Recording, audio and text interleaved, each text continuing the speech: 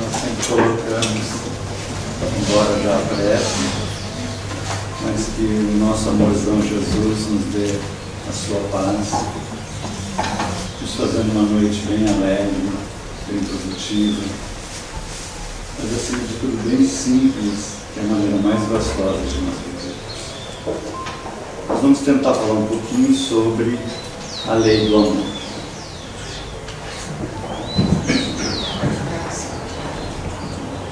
Aí melhorou? Isso, obrigado. Aí a voz fica mais, né? Quando eu pego o microfone eu sempre aproveito e faço um comercial. Então, já que está aqui o microfone, nesse inverno que vem, se o frio bater e vocês forem tricotar, não usem qualquer lã, usem Allan Kardec. Não vou começar. Bom, então vamos tentar falar um pouquinho. Nós temos dentro da ciência dois tipos de análise, a gente chama dentro da academia: a análise objetiva e a análise subjetiva. E a ciência sempre se dedicou e tem uma certa preferência à análise objetiva, pela possibilidade de replicar a experiência, de refazer. O que seria a diferença entre esses dois tipos de análise, dois tipos de estudos, objetiva ou subjetiva? A análise objetiva, por exemplo, desta mesa.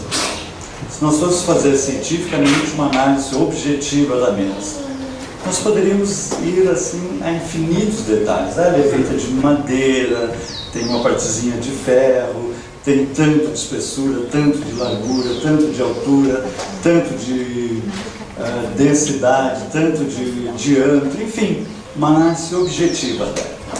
Então, objetivo, eu estou me centrando a análise no objeto. Já a análise subjetiva é a análise do sujeito em relação ao objeto. Então eu pergunto, por exemplo, tu gostou dessa mesa? A pessoa diz, se é uma pessoa que sempre diz, é horrível, é feio, ela gostou. Agora, se é uma pessoa que diz assim, adorei, amei, ela não gostou. Então essa análise subjetiva é muito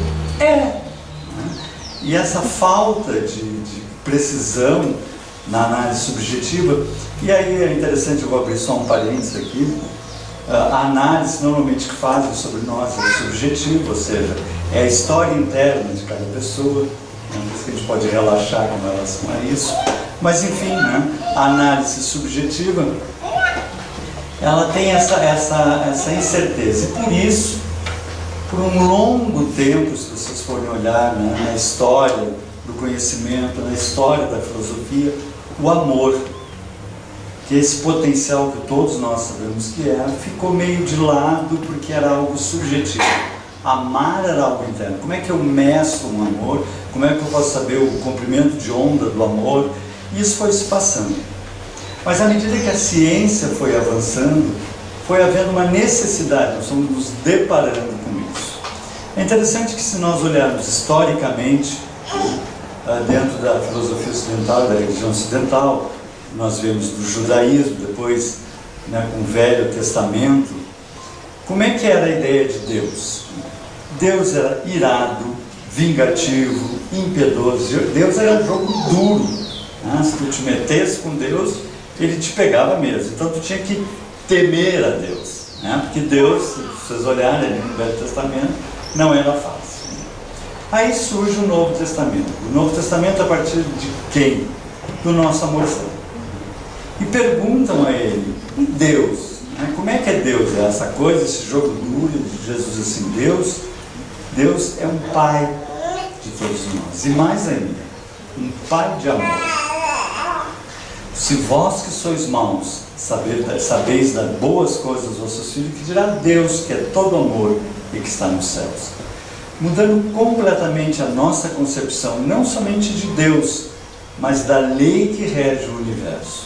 E nós saímos daí do egoísmo, desse processo de olharmos para nós, e nós temos que estar certo, nós temos que estar com a razão, para o altruísmo, a compreensão de que existe um nós, no sentido de todos e de troca. Dalai Lama, por exemplo, já nos diz: o egoísmo é a causa, a ignorância, a cólera e o descontrole, que são a origem dos problemas do mundo. A Madre Teresa: a raiz de todos os males é o egoísmo. Kardec: o egoísmo é a fonte de todos os vícios, como a caridade, o amor é a fonte de todas as virtudes. Então vários pensadores começam a falar mais sobre isso. Então vamos tentar entender um pouquinho esse altruísmo. Vamos falar um pouquinho sobre harmonia orgânica. A nossa ciência toda, ela, quem gosta de estudar e que está fazendo esse incentivo à leitura, ao estudo, nós sempre chegamos até aquele ponto que nós não sabemos. A nossa ciência é cheia de limitações. Então nós estamos sempre aprendendo, mas existem algumas medicinas. A chamada medicina convencional ou alopática, que é aquela que insere um elemento que esteja faltando, ou coloca um remédio, ou insere um elemento para combater algo que está dentro de nós. Enfim, essa medicina realiza uma cirurgia, como dizia Chico, né, a providência divina na Terra, os médicos e a medicina. Né? Mas existe, por exemplo, a medicina chinesa, né, chamada acupuntura. A medicina chinesa tem uma característica que eu acho muito marcante, porque todos os conselhos federais, regionais de medicina no mundo todo aceitam a medicina chinesa, a acupuntura. Tu faz a medicina, faz cadeiras de acupuntura, te especializa como médico acupunturista, mas se for numa faculdade de medicina e perguntar como é que funciona a acupuntura, eles vão dizer assim: não sei, só sei que funciona. Um médico perguntando para o médico acupunturista, né? Ele com aquele processo assim de micróbio, né? Está faltando aquele elemento químico, como é que é esse negócio de tu enfiar lá uma agulhinha no dedo do pé e está atuando no olho? Como é que é esse negócio de pontinho de acupuntura? O que é que está acontecendo? Disse, não, é porque deve estar havendo uma pressão, um desequilíbrio da energia Qi. Como é que é? Sim, algum desequilíbrio entre Yin e Yang. Vai dizer Yang? Porque impossível, não existe ainda a nossa compreensão. Mas isso se faz cirurgias à base de acupuntura como anestesia, então ela realmente funciona. Outra medicina muito interessante é a homeopática, extremamente debatida, difundida no mundo todo, na Europa, quase que mais que no Brasil também, mas dentro da doutrina espírita, Bezerra de Menezes era médico homeopata e ficou bastante conhecida. E como é que funciona a homeopatia? A homeopatia funciona mais ou menos assim. Vamos inventar aqui que eu estou fazendo uma homeopatia de suco de laranja. Então eu espremo um suco de laranja, ele vai ficar bem concentrado. Eu tenho o meu suco de laranja. Na verdade, eu tenho o suco fora ainda. Aí eu pego 10% num copo, coloco o suco de laranja, e os outros 90%, varia dependendo das dinamizações, uns fazem 20%, normalmente é 10%. Dos 90% eu acrescento álcool e água, porque eu preciso de um conservante. Aí eu vou ter o que se chama uma homeopatia de primeira, na verdade uma laranjada aguada. Aí eu pego 10% dessa laranjada aguada, boto, completo o resto com água alta, eu tenho uma homeopatia de segunda, uma água. Eu pego 10% água alta, uma de terceira, 10% água alta, uma de quarta. As homeopatias que a gente costuma tomar, se vocês forem numa farmácia comprar uma homeopatia Almeida Prado, por exemplo, né, que é bem conhecida, são as de quinta dinamização, se chama dinamização. É uma água. Se a gente fosse fazer o nosso suco de laranja, é uma água aqui.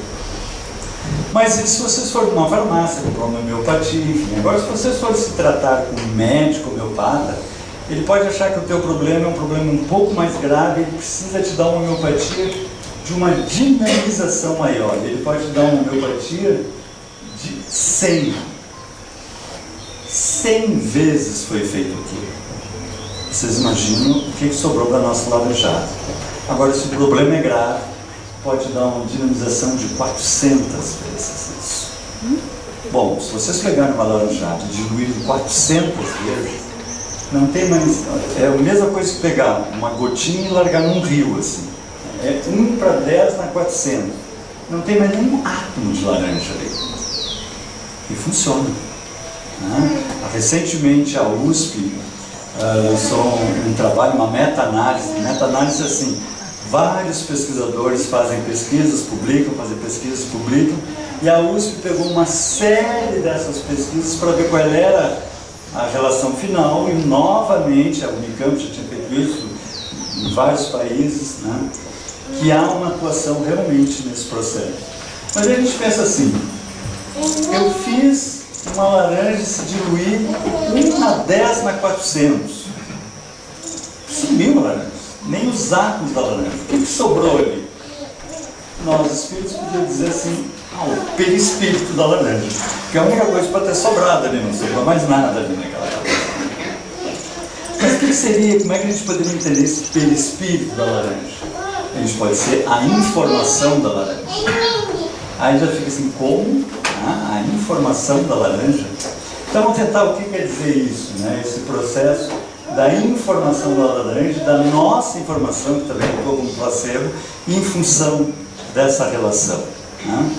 Isso aqui a gente viu pela primeira vez num congresso de física na PUC, um físico abordando isso que eu vou dizer para vocês. Então, parece que é gozação, mas é física pura isso, né? Ele diz assim, vamos supor que tu esteja trabalhando no teu computador e chega alguém de outro planeta, assim, né? Ele diz assim, o que é isso aí? Pois é, não, isso é um computador. Não, isso aí que está aparecendo. Aí, isso aí é o Windows. E, eu posso olhar o Windows? Pode, tá aí. Não, eu quero ver o Windows. Bom, o Windows está dentro do computador. Posso levar para ver? Tá, leva. Ele vai levar, vai abrir, vai examinar, olhar tudo que tem dentro do computador, vai voltar e vai dizer, olha, não tem Windows nenhum aqui dentro. Aqui dentro só tem circuito que acende e apaga, acende e apaga, acende e apaga. Um computador é isso. Se chama binário. É 0, 0 apagado, 1 aceso. 0. Então 0, 0, 0, 0, 0, 1 é A. 0, 0, 0, 0, 1, 0 é B. Então acende e apaga, acende e apaga. Só tem circuito que acende e apaga, acende e apaga. Não tem Windows nenhum aqui dentro. E dizer, claro, está no DVD. Né? Dá o DVD para ele, mas ele chega ali na esquina e volta, escuta, isso aqui é uma rodelinha de plástico pintada de alumínio cheio de furinho. O Windows não está aqui. Isso é física, pessoal. Aonde que está o Windows? O Windows está exclusivamente na mente de quem fez e na mente de quem usa.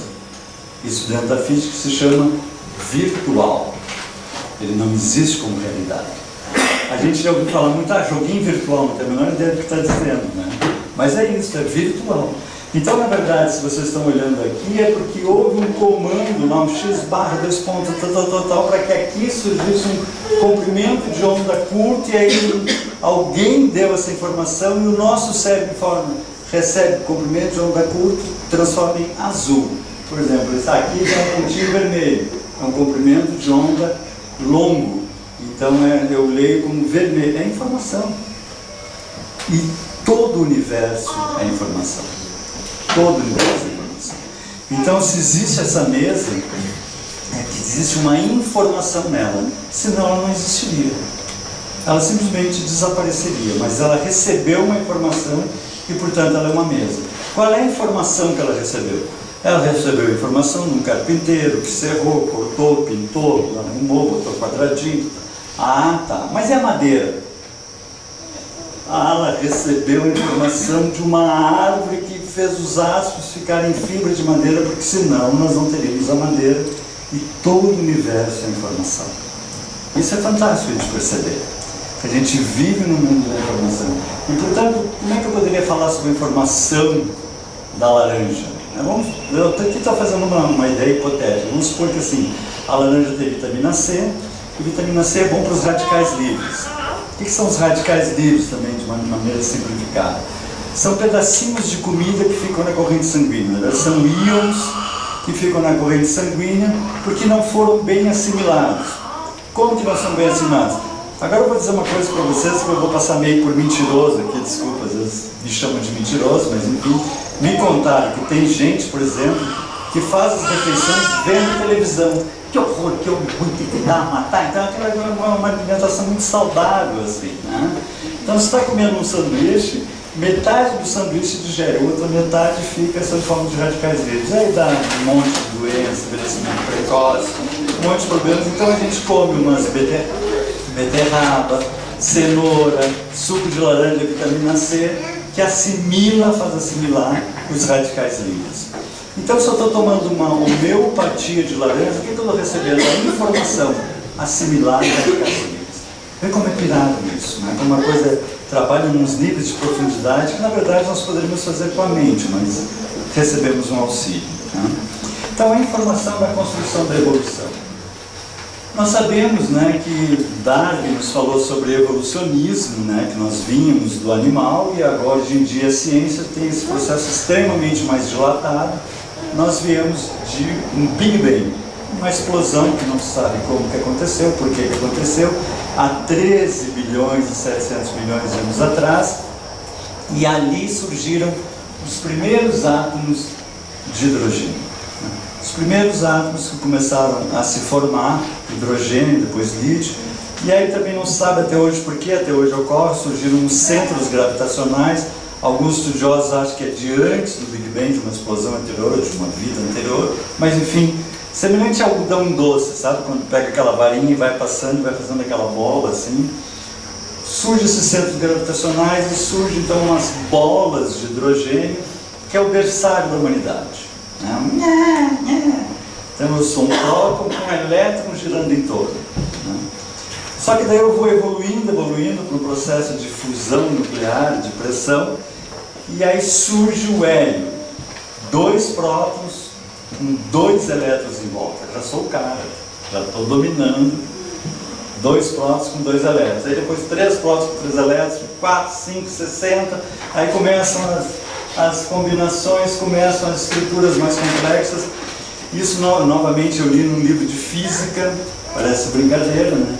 Que diz assim, um físico dizendo, nunca vai dizer que um cristal, que uma pedra pense, mas um cristal tem uma estrutura informacional mais complexa que um basalto. Vejam só, os físicos localizando o evolucionismo no mineral, que a doutrina espírita já nos falava, mineral, vegetal, animal, homem, né? E aí nós vamos indo, vamos chegando até ao estado em que nós nos encontramos. Só que agora, o interessante é que nós estamos começando a conscientizar, a entender isso e perceber isso em nós através dos nossos estudos. Pesquisas na genética e na bioquímica. O primeiro a nos falar sobre isso foi Bruce Lipton, nesse livro, quem gosta de ler, A Biologia da Crença. Eu já falei alguns livros para estimular. Né? Ele diz assim, o conceito de que apenas as moléculas físicas têm ação sobre a fisiologia celular é obsoleto. A gente tinha ideia assim, que tudo era químico-físico, né? A bioquímica agindo nos átomos para lá e para cá. E eles descobrem que o comportamento biológico pode ser controlado, por forças invisíveis, incluindo o pensamento. Ele percebe que o nosso pensamento age no nosso processo físico, na nossa estrutura física. Ao contrário do que se acreditava hoje, os genes não controlam sua própria atividade. Nós controlamos a atividade dos genes, o que hoje em dia se chama isso epigenética. Antes se achava assim o máximo, vamos descobrir o DNA, lembra aquele projeto Genoma? Né? Então se fez todo aquele, durante 10 anos ficou estudando para descobrir os genes do homem. Se acreditava, né, que o homem devia ter uns 120, 130 mil genes pela complexidade do homem, né? E aí se fez o projeto Genoma, e quando terminou o projeto Genoma, Collins, o diretor-geral, ele disse assim, pois é, descobrimos que nós temos 23 mil genes. A bactéria Equinice lá tem 730 células e 19 mil genes. Ou seja, nós temos quase o mesmo número de genes de um verme, né, para cair a nossa caixa. E por que a diferença, por exemplo, nossa e do chimpanzé é 1%? O resto do DNA é exatamente igual. E por que todos nós temos um DNA muito semelhante e somos tão diferentes? Porque eles compreendem que o DNA é como se fosse um teclado. E cada um de nós toca uma música. Eu, por exemplo, dependendo de piano, ia ser um desastre, né? E alguém ali toca lá uma sonata ao luar de Beethoven, assim, para a gente ficar chorando. Né? Então, nós tocamos uma música interna. E é isso que é interessante. Essa música interna vai nos deixar mais saudáveis ou dodecafônicos. O que é dodecafônicos? Dodecafônicos diz assim, ó. Eu tenho hoje dodecafonia na música, né? Mas existe até linhas, quem estuda música, de dodecafonia. Mas a linha harmônica para nós é uma harmonia matemática, uma harmonia musical. E nós podemos viver essa harmonia musical, podemos viver dodecafonicamente. A gente acorda de manhã, por exemplo, né, e faz uma prece, uma oração, e entra em harmonia, entra numa musicalidade interna. A gente percebe isso, diz, ai, que lindo esse dia, que coisa boa. Hoje vou ter um dia cheio de paz, inclusive eu vou ter que pagar aquelas contas, que eu ficar aumentado, parece que fica bom, virou de fica todo assim.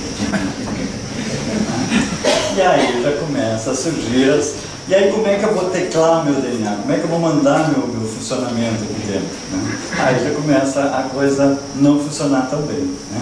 Porque nós é que estamos dando ordem constantemente para cada área do nosso corpo, através da epigenética, olha, faz tal proteína, faz tal processo, funciona assim, funciona desse jeito, funciona daquele jeito. Nós damos essas ordens. Então quando a gente está bem, né, quando a gente está feliz, quando a gente está cheio de pique, né, a gente dá essas ordens assim, brilhantes. Né? Você já deve ter, por exemplo, tido no colégio, conhecido alguma amiga assim, ou amigo, enfim, né, feio ou feia, né? Tanto faz, feia, sabe? Mas sabe, feia assim, feia, sabe? Quando nasceu o médico assim, é uma menina. E aquilo se desenvolveu, vamos dizer assim, né? Se desenvolveu, né? E aí cresceu, e aí um dia a gente não vê há anos, um dia encontra ela na rua e ela tá bonita, mas sabe como tá bonita mesmo? A gente olha assim, meu Deus, como tu tá linda, como é que tu tá? Ah, vou me casar, né? Ou tô de namorado. Quando a gente está amando, a gente manda a ordem lá pro dedão de pé, funciona o dedão, funciona o coração, tudo tá maravilhoso. Né? Tá aqueles dias, às vezes inverno, chovendo, aquele horror caindo, né? E a gente chega em casa podre, com dor de cabeça, sabe dor de cabeça mesmo, mal, aqueles dias assim, foi horrível mesmo, alguém disse, não vai lá no bar, pra mim, na venda, lá pra mim, pá, não leva mal, é que a fulana tá lá, eu vou. Ou o fulano tá lá, eu vou, mas com essa chuva, coisa boa, aí já tudo fica maravilhoso, né? A gente é assim. Então quando a coisa tá boa, quando a gente está cheio de amor, cheio de harmonia, a gente se enche de vida. E tem o contrário. Né? Tem aquele amigo que a gente não vê há tempo e encontra, ele chega a estar amarelo, pobre. E aí o fulano vai estar, pois é, me separei, desempregado, tá vendo? E aí assim, a vida está ruim. Né? Aí a vida está ruim, as células dele estão funcionando, aí o coração diz, aí o que eu faço? Bato, não bato? Quer bater, bate, não quer bater, bate. E aí a gente adoece. Aí é que a gente adoece. Então depende da vibração, da energia que a gente está vendo. Pesquisas na genética, o Kazuo Murakami foi um dos maiores pesquisadores na área da genética, descobridor do gene da renina. Nesse livro, O Código Divino da Vida, 5 a 10% dos genes estão ativados. 90 a 95% são estados de possibilidades. O que é isso? É assim, né? Vocês vão passear no campo, né? Aí tem uma porteira grande, vocês abrem aquela porteira, tem um pauzinho para proteger, vocês estão cegos, vocês fazem aquele esforço assim, sabe como é que é a idade, passa aquele pauzinho, aí fecha a porteira e vai caminhar no campo, que coisa linda. E aí a gente vê um touro, o que é lindo. O problema é quando o touro nos vê, né? Nos vê e vem na nossa direção. E em 3 segundos a gente está do outro lado, que é cerca de 3 metros. Eu digo, como é que tu fez? Não sei, eu fiz. São os outros genes a serem ativados. Né? Então quando tem um touro atrás de nós, a gente ativa esses genes. Às vezes o touro não está lá, né? Está naquele marido que inferniza, naquela esposa que a gente reza. Jesus leva ela, que sofrendo. Né? Mas é o estímulo que a gente leva para crescer, sair de uma situação. Mas esse processo ele pode ser externo ou pode ser interno.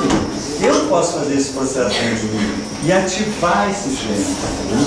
E aí ele descobriu esse fenômeno fantástico dos nossos genes, que é um mecanismo de liga e desliga. Nós ligamos e desligamos os nossos potenciais, as nossas proteínas, a nossa força. E ele criou, então, esse Instituto para o Estudo de Relação Mente e Cérebro, no Japão. Já tem inúmeras pesquisas. E ele pede para os pacientes para que eles se obriguem. Veja que interessante, ele tem que fazer isso. Se obriguem a, durante o dia, insistir em pensamentos de felicidade, alegria, inspiração, gratidão, bondade. Quando vier um outro pensamento, tire esse outro pensamento.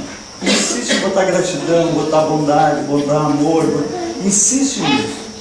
E incríveis trabalhos que ele publicou de diabéticos que largaram a insulina, hipertensos que abandonaram os remédios para a pressão, só com a mudança da postura interna, o poder desse processo. Nós ativamos o que ele chama de genes benéficos, o poder que nós temos.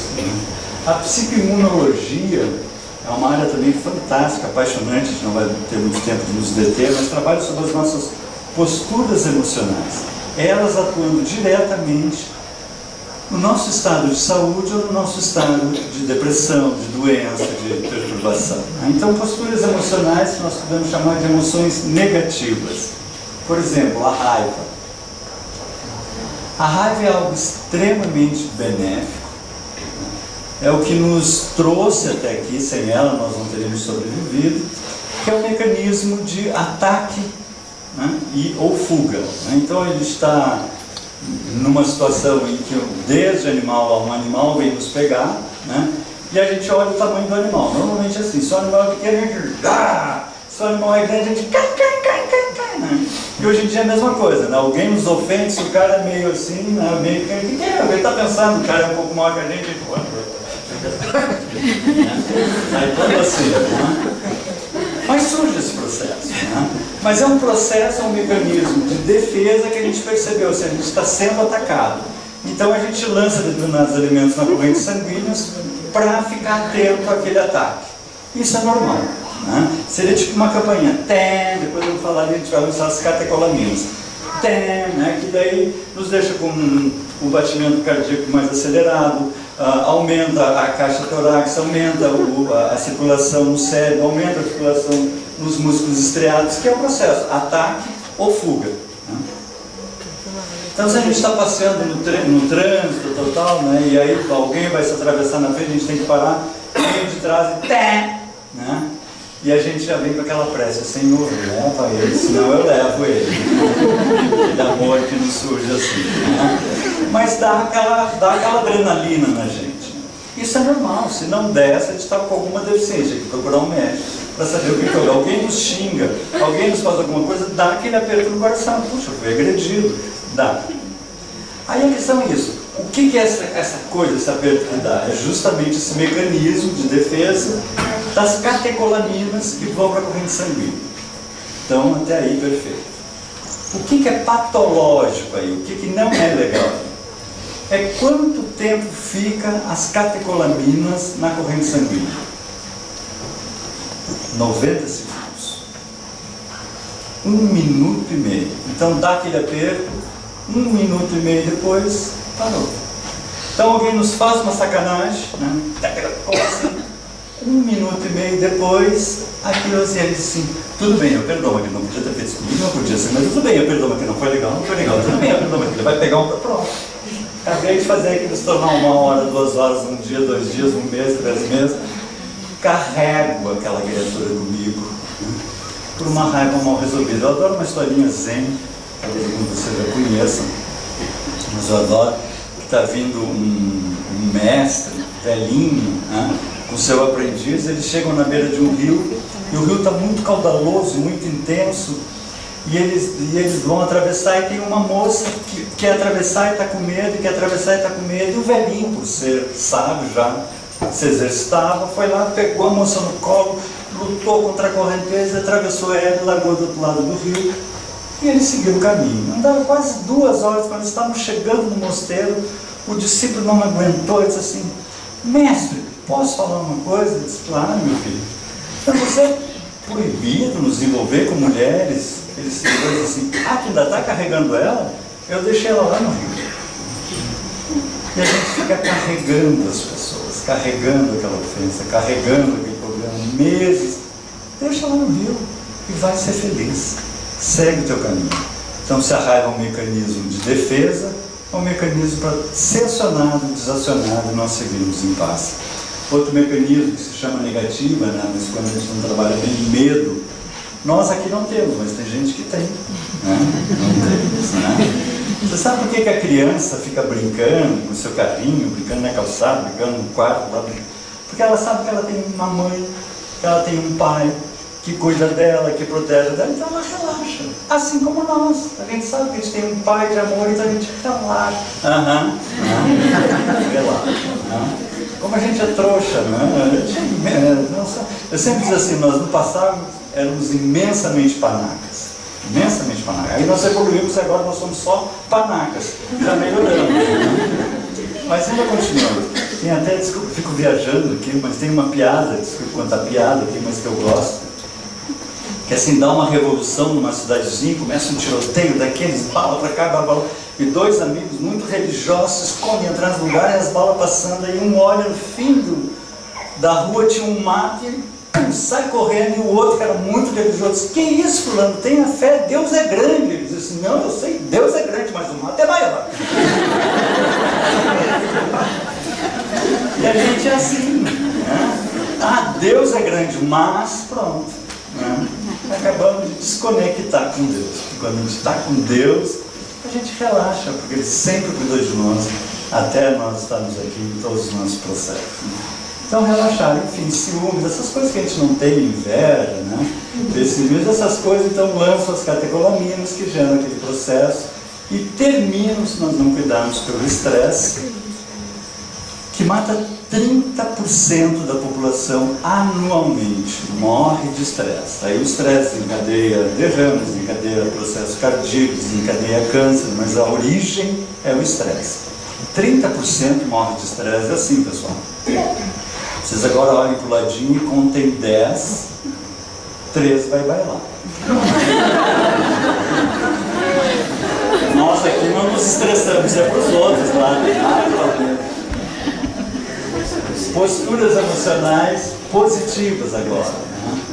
Bondade. Ser bom não é ser bobo. Isso é importante a gente ter claro. Ser bom não é ser bobo. É dizer sim, é dizer não. Isso eu faço, isso eu não faço, isso eu quero, isso eu não quero. Isso é ser bom. É ser enérgico, é ser firme. Podem até me chamar de burro, de bobo, aí não tem importância. Isso é uma análise subjetiva da pessoa, né? Eu sou bom, mas não sou bobo, né?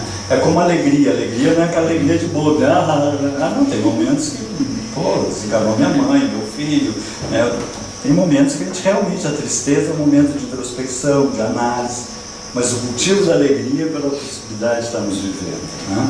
Eles fizeram um estudo muito interessante, uma irmã superiora pediu para que as freiras fizessem uma autoanálise através de um diário.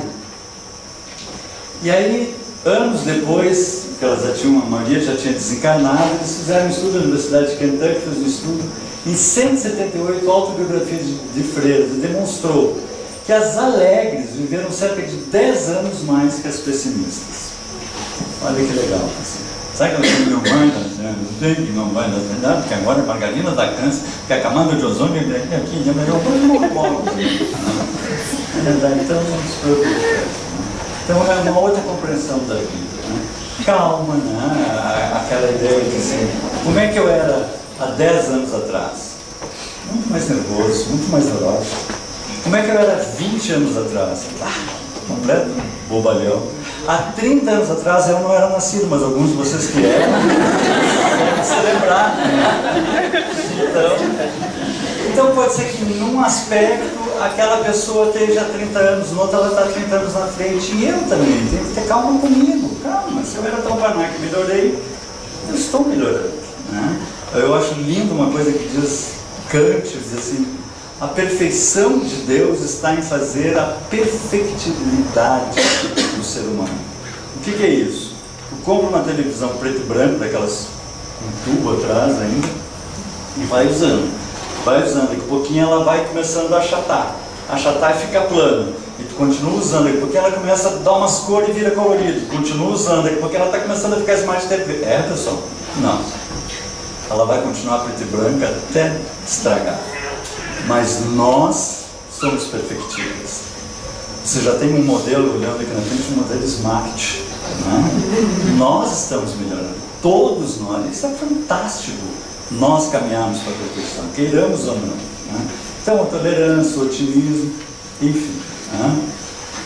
Se sabe que com essas estruturas a gente não só tem uma vida mais longa, mas com muito mais qualidade de vida. Né? Vocês devem já também ter tido essa experiência, encontrar algum velho amigo assim, né? E o cara, sabe aqueles velhinhos, não? Ou então aqueles velhinhos, você deve ter conhecido aqueles velhinhos assim, cara, já estou com 59 anos, né? A gente fica assim, né? E aí chega aquelas gurias de 93, tá puxado, não sei o que, não sei aonde, não sei o que. Por que um é velhinho de 59 e a outra é uma guria de 93? As energias positivas. Aquela guria não fica reclamando. Uma vez eu me lembro, meu avô, por 90 e poucos anos, chegou lá em casa, 7 da manhã, que o avô adorava isso, batendo na campanha, vamos fazer isso, vai me levar, não sei o quê. Eu disse, meu avô, me disseram que o senhor estava com reumatismo, mas se eu parar, eu enferrujo. Né? Ele foi a 97 anos. A mil, sempre a mil, rindo, brincando. No último ano ele caiu um tombo, e aí se machucou meio feio, e aí disse, enche o saco. Só tem fedelho para mim conversar. Agora esse vida desencarnou, mas está certo mesmo. Né? O Norman Kozan teve uma experiência muito interessante. Ele era um jornalista americano e ele foi fazer um trabalho na Rússia até e começou a se sentir mal, voltou. Isso foi no início da década de 70. Descobriram, diagnosticaram ele com espondilite anquilosante, que na época era fatídico. Não tinha cura, ele ia morrer em poucos meses. E aí falaram para ele que não tinha o que fazer, que ele ia morrer em poucos meses, uma morte meio complicada. E aí ele já tinha tido umas reservinhas de dinheiro. Disse, não, então vamos fazer assim, ó. Combinou com os médicos, aqui pertinho tem um hotel. Eu vou pro hotel, pelo menos eu não morro num quarto de hospital, não, vou morrer num hotel, vivendo bem, né, bem tranquilo. E aí foi pro hotel e começou a ligar para os amigos e disse, olha, me traz tudo que é vídeo que vocês vêem, na época era filme, ele era jornalista, de comédia. Já que eu vou morrer, eu quero morrer rindo. Né? E aí os amigos levando vídeo de comédia, ele passava o dia vendo vídeo de comédia. O que acontece com uma pessoa que passa o dia rindo? Se curou da doença. Né? Foi o primeiro caso que se curou por uma postura emocional. E ele escreveu esse livro, Anatomia de uma Enfermidade, a possibilidade de se autocurar com a mudança de postura. Olha que interessante o quanto a nossa mente atua. Né? E dessas emoções todas, raiva, medo, alegria, qual é a mais poderosa? O amor. Isso é o que a ciência me localiza. Né? E se o universo é informação, a informação do amor. Vou ter que ser um pouquinho rápido, porque eu viajo aqui. Um pouquinho, até 10h30, 11 horas. Serve lanche no meio? Então tá bom. Fluídico, O Michael Behe tem esse livro, A Caixa Preta de Darwin, ele trabalha o chamado design inteligente, que eles descobriram, ele é um bioquímico, e se achava que a evolução tinha uma sequência natural. Né? A gente vai, por exemplo, eu sou uma amebinha, eu vou andando, bato com a cabeça, vou andando, bato com a cabeça, vou andando, na verdade não tem cabeça, bato com uma parte. Né? E aí então eu começo a criar cílios, sensores, para que quando eu for bater eu percebo e não bata. E aí eu vou aperfeiçoando esses cílios até surgir uma visão. Você achava que era assim que funcionava. Mas aí, com o estudo da bioquímica, começaram a surgir saltos nesse mecanismo. Né? Por exemplo, eles descobriram que as primeiras bactérias, os primeiros elementozinhos, eram bactérias unicelulares, inicialmente vegetais, depois, quando animais, elas criaram um rabinho, chamado flagelo. Na época de Darwin não tinha microscópio, mas hoje em dia tem microscópio. E descobriram que o flagelinho, esse rabinho, é um motor protônico de 40 partes, que não teria como a natureza fazer de repente. Ela cria um eixo que não serve para nada, guarda. Cria um rotor que não serve para nada, guarda. cria um gerador que não serve para nada, depois junta as 40 partes e faz um motor protônico. Alguém projetou isso. Tem um outro processo, por exemplo, cria uma proteína que não serve para nada, cria outra proteína que não serve para nada, cria outra proteína que não serve para nada. Depois de 14 proteínas, eu junto elas todas e surge a coagulação do sangue. Ah não, alguém planejou essa brincadeira. Né? E ele chama isso de design inteligente. Há uma inteligência programando a nossa evolução. Isso é muito legal, a gente saber que existe um programa que inevitavelmente nós vamos evoluir, que inevitavelmente nós vamos ficar melhores. Agora eu vi o nosso amigo ali, eu sempre quando eu falo em evolução, eu sempre lembro, guardem isso. A pessoa, à medida que é mais evoluído, ela tem a testa maior e menos pelo. Eu não sei por que eu sempre lembro. Mas é uma marca de evolução. Então, alguma coisa tem que servir.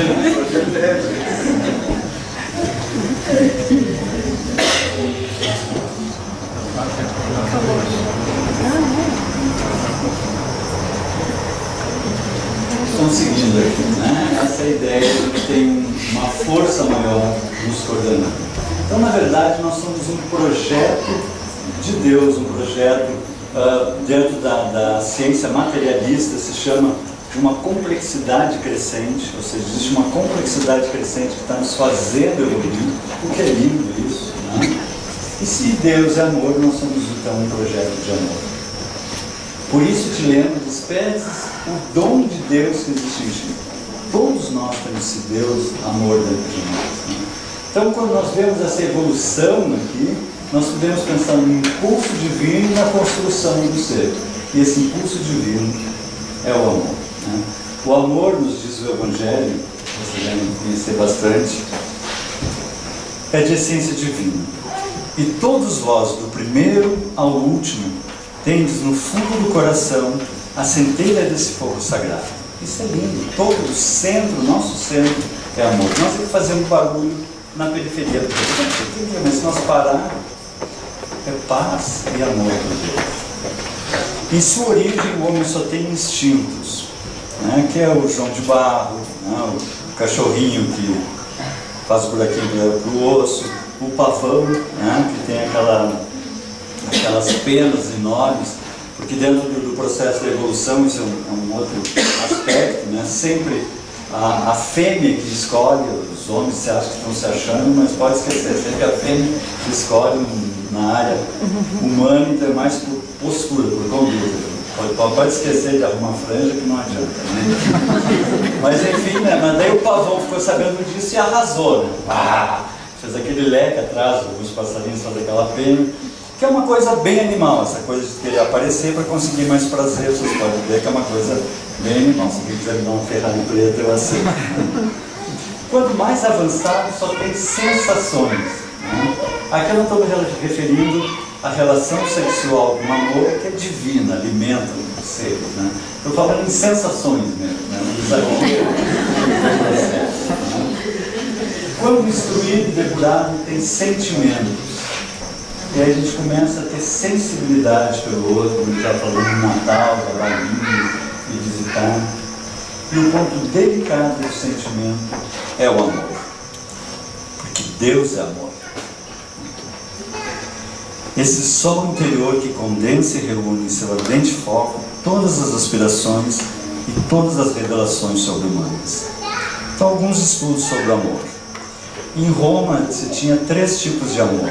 O eros, que é o amor sexual, frater, que é a caritas, o amor fraterno, e ágape, que é o amor puro, o amor verdadeiro.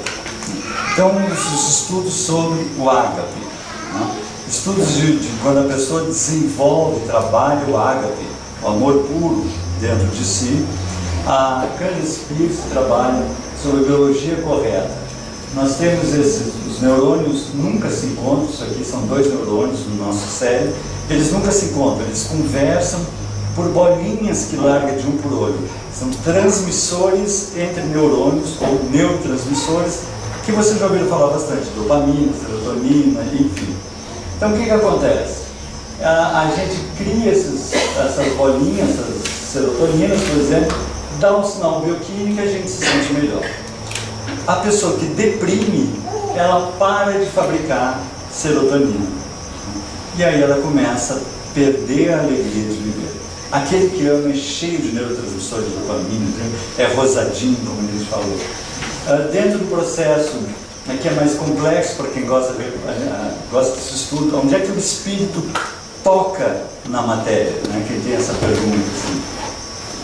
Lá nas proteínas, nós fazemos as proteínas, depois as proteínas se dobram por processo iônico e aí cria uma forma. Então, vai ser assim: eu tenho uma coisa que eu preciso fazer um sinal, eu construo uma proteína com aminoácido, eu começo a dobrar, até acertar, e aí quando eu faço o encaixe, eu dou o sinal bioquímico que eu preciso para produzir uma proteína, para fazer o e uma proteína se dobra até 750 milhões de vezes num segundo, até achar a posição certa.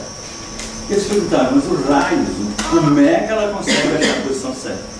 E descobriram que os nossos átomos tunelam, eles vão para a quarta dimensão e retornam no ponto exato onde ela deve dobrar. Então alguma coisa lá na quarta dimensão, nós sabemos, somos nós espíritos, olha, vai para aquele pontinho e dobra ali. E aí eu consigo, então, ter esse processo de saúde e de DNA correto. Né? O próprio mecanismo de duplicação das hélices, para mim, a criação de proteína, eu crio os metil se eu estou com falta de amor e não deixo ela abrir na hora de duplicar, mas se eu estou amando, ela abre perfeitamente o meu DNA para que eu faça a cópia e construa aquilo que eu quero de mim. Olha aqui, os estudos malucos que os cientistas já estão chegando a descobertas. Né?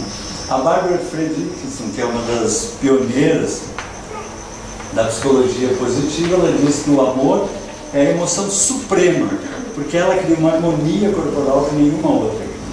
Né? O próprio sistema imunológico, como eu brinquei, né? A pessoa fica rosadinha, é muito mais elevado na pessoa que ama e é amado do que naquele que não consegue trabalhar o amor. Né? Mais Saúde, eles fizeram um estudo muito interessante. Eles estavam trabalhando justamente a questão do sistema imunológico, com coelhos, fazendo testes, e eles davam remédio, faziam situações estressantes, tal. E tinha um grupo de coelhinhos, sempre com o sistema imunológico lá em cima, os olhinhos vivos, pelo brilhante, eles estavam a 1000. E o outro grupo sempre down, e eles trocavam de posição, trocavam medicamento, trocavam experimentos, não adianta. Aquele grupo com o sistema imunológico lá em cima, pelo lindo, os olhinhos brilhando, e o outro grupo todo chamento, assim. E eles tentaram, até que eles descobriram que depois que eles passavam o dia fazendo pesquisas, ia um rapazinho lá que controlava tudo, pegava os bichinhos e botava em gaiolinha. E eles sabiam os nomezinhos de um por um, e botando na gaiolinha, botavam todas as galinhas. Aí pegava a comidinha, botava assim, fulaninho, e fazia um cafunézinho. Aí pegava Beltraninho, e fazia um cafunézinho. E os lá de cima ele não alcançava, só fulaninho. Aqueles que recebiam o cafunézinho tinham o sistema imunológico lá em cima. Então, quando chegar em casa hoje, já chega para o maridão e diz assim: aumenta meu sistema imunológico. Um cafuné, que é o poder do amor. Né? Eles estavam estudando na Inglaterra por que determinados pacientes tinham uma alta mais rápida do que outros. Né? Os processos pós-traumáticos, alguns assimilavam melhor a medicação e tinham alta melhor, e outros não assimilavam a medicação e custava até alta. Né? E eles pediram permissão em vários hospitais da Inglaterra, quase permitiam, de botar câmaras para ficar analisando se era o tratamento dos médicos, o que era, e descobriram. Né? Aqui nós estamos em colonização alemã. Né? É mais ou menos, não, aqui é italiano, claro. Eu que sou de descendência alemã. Né? Eu sou Falkenbach. E alemão é assim, ó. Né? A pessoa está doente, né? A gente chega no quarto, como é que tá? Tô bem, que bom. Né? Já o italiano é vem cá, né? Beija, abraça. Né? Foi isso que eles descobriram. Né? Que quando as pessoas chegavam no hospital para visitar, aqueles que pegavam na mão do paciente, o paciente tinha alta mais rápida. Olha que coisa linda isso. Né? Então tem que realmente continuar beijando. Né? Eu brinco, alemão assim, a criança, no italiano a criança chora, vem cá com a mama, com a nona. Já no alemão, já não pega que tá bom. É aquela coisa, não, tem que pegar, tem que abraçar, tem que beijar. Recuperação hospitalar, um amigo meu, talvez alguns de vocês conheçam, o Gilson, ele agora é presidente da Associação Médica Internacional até, Associação Médica Espírita Internacional, e quando ele fez a residência médica dele no pronto-socorro, entrou uma moça que tinha tentado suicídio, ateando fogo, num processo de depressão terrível, as chamas fizeram um estrago no corpo inteiro, os médicos tentaram de tudo que foi possível, de medicamento, de tentar terapia, ela não reagiu e ficou naquela posição que você se coloca no pronto-socorro, é só esperar morrer, não tem mais o que fazer, não havia reação nem nada. E um rapaz que trabalhava na limpeza, foi fazer limpeza no quarto dela, se interessou, começou a conversar com ela, e aí mais vezes no dia ele ia fazer limpeza no quarto dela, todos os dias, várias vezes no dia ele ia fazer limpeza no quarto dela, e começaram a conversar, começaram a se apaixonar, e se apaixonaram, e ela teve ela, reagiu. O amor. Né? Como o amor modifica todo o nosso potencial. Né? E aí, só para terminar, então, como é que a gente guarda o amor? Né? Porque a gente sabe, todo mundo conhece, se pegar um leitinho da vaca, assim, novinho, e botar num recipiente sujo, talha. Né? E esse amor que a gente recebe como um ambiente como esse, o amor que a gente recebe na nossa vida, como é que a gente guarda na gente? Né? Em vez de prata, de ouro, né? No recipiente da humildade. Quanto mais simples, quanto mais quietinho no meu cantinho eu for, mais eu vou assimilar o amor, mais eu vou saborear o amor e mais eu vou amar. Às vezes a gente sai daqui, por exemplo, depois de uma palestra, de um passe, a gente sai super faceiro, fica quietinho, não fica, a mãe está chorando. Né? Guarda na simplicidade, na humildade, essa alegria, não faz ela se conservar, interiorizar dentro da gente. Simples, vida simples e tranquila, quietinho no meu cantinho. O padrão vibratório da humildade, a musicalidade da humildade, uma outra música inteira. Perguntaram para o nosso amorzão, qual o maior mandamento? E ele vem nos ensinar o amor, só podia dizer, o maior mandamento é amar a Deus sobre todas as coisas, que é amar a vida. Se a gente acorda de manhã e diz, que saco, tem que levantar, tá a minha coisa. A gente tem que estar sempre com um projeto. Hoje eu vou levantar, e hoje eu vou pintar o meu quarto, hoje eu vou pintar o cabelo, quem tem cabelo para pintar, né? Eu vou pintar o cabelo, hoje eu vou visitar fulano. A gente tem que estar sempre empolgado pela vida, criando, procurando empolgação. Amar a vida é amar a Deus. Isso é amar a Deus, amar a vida. E se amar. A gente tem que se amar, a gente chegar e dizer assim, olha, agora, né, para as crianças, para os filhos, agora o pai vai ouvir a musiquinha dele. Agora o pai vai ler o livrinho, agora o pai vai passear, agora o pai não no shopping, agora é a minha horinha do meu, eu preciso ter a minha horinha de prazer, agora eu vou bordar, agora eu vou pintar, agora eu preciso ter o meu momento de profundo prazer, de entrega, eu preciso me amar, porque eu só posso amar os outros como me amo, amar ao próximo como a si mesmo, então se amar. E aí depois amar os outros como a gente se ama. Aqui dizer estão todas as leis e todos os profetas. Mas ele, nosso amorzão não podia deixar por menos, ele dá um doutorado, uma pós-graduação. Se vocês quiserem ir além disso, então amai-vos como eu vos amei. Como que ele nos amou? Sem receber nada em troca. Sem pedir nada em troca. Amar por amar. Esse é o prazer, não é amar, faz as coisas assim, tu nem viu, tu não notou, tu não ouviu, mas tu não está amando, tu está cobrando. Ama, o bom é amar, o bom é fazer, acontecer, cultivar. Se a gente está com dificuldade de amar, né, a gente às vezes está meio seco, assim, a gente quer matar, né, a gente tem que falar com Jesus, porque a gente tem essa tendência, assim, a gente pega o Evangelho, né, Senhor, me ajuda para que eu seja bonzinho, para que eu seja legal. Não, tem que tirar assim, olhar para baixo. Senhor, eu quero matar aquela criatura, né? Eu quero desvelar aquela situação, eu quero, né? Tem que falar com Jesus sobre isso. Me ajuda a amar. E a gente tem que exercitar o amor. Como é que a gente exercita o amor? Eu, quando comecei a fazer palestra, agora, um tempo atrás, não olho em foto preta e branca, eu sabia que eu tinha que exercitar a amar as pessoas. Então o que eu pensava? Eu pensava no meu pai, que já desencarnou há 30 anos. E eu pensava nele assim, porque ele era um engenheiro assim, exemplar, mas não conhecia Jesus, não tinha essa capacidade, não teve essa possibilidade. Né? E eu pensava assim, puxa, que vontade que eu tivesse, que ele estivesse assistindo essa palestra, que ele estivesse descobrindo essas coisas legais. Então eu imaginava ele na plateia e me enchia de amor. E aí falava para todo mundo, ele nunca assistiu uma palestra minha. Né? Mas depois eu me encontrei com ele, eu me encontro agora. A gente tem um amor muito grande em muitas vidas. Até a primeira vez que ele me visitou, eu me sentei para fazer uma prece, ele apareceu, pai, né, como espírito. Ele não lembrou que era meu aniversário. Eu não lembro nem o meu, né? Não lembrei dele. Mas, enfim. Né? Mas então a gente exercita o amor. A gente exercita o amor por uma plantinha. Exercita. Uma vez eu estava numa reunião na Federação Espírita do Rio Grande do Sul, eu era diretor da Federação Espírita do Rio Grande do Sul. Estava numa reunião, numa mesa com os diretores da Federação Espírita do Rio Grande do Sul. E aí passou uma formiguinha de asa, assim, pousou na mesa e eu comecei a divulgar. Dentro do processo evolutivo, né, ela está começando a evoluir. Quanto tempo até chegar a ser um ser humano? E ela foi caminhando, quando chegou do lado, o diretor do lado,